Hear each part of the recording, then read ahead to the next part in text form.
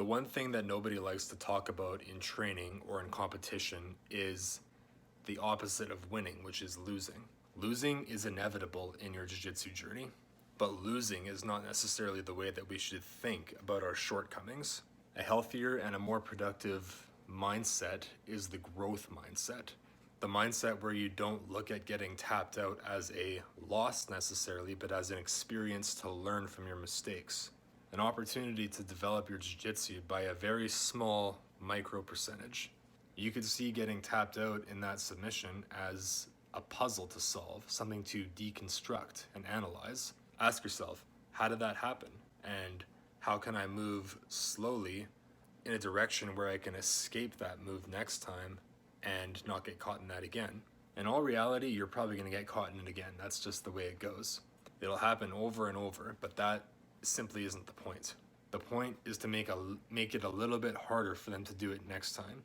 Aim to make it 1% harder for them to beat you next time.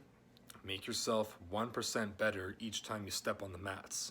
1% isn't much in a given training session, but over the course of a year, it's 365%.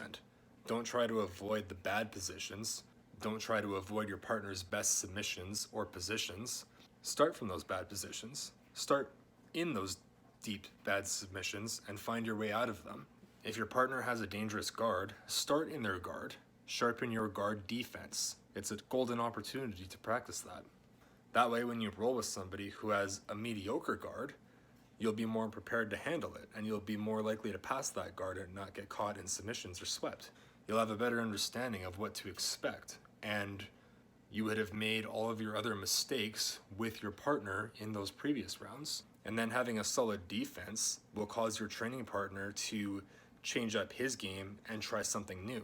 This all happens through failure and losing, as you would call it. No growth can happen without a minor setback each time. Get on the mats, roll with those higher belts. Get out there and try to fail instead of failing to try.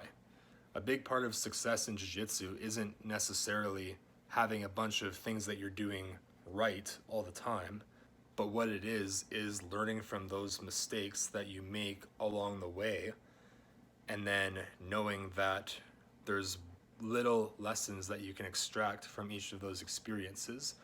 And over time, those learning experiences add up to huge lessons that you learn, and eventually those become things that you don't do anymore, and you stop doing those bad habits, and your techniques begin to come together more seamlessly.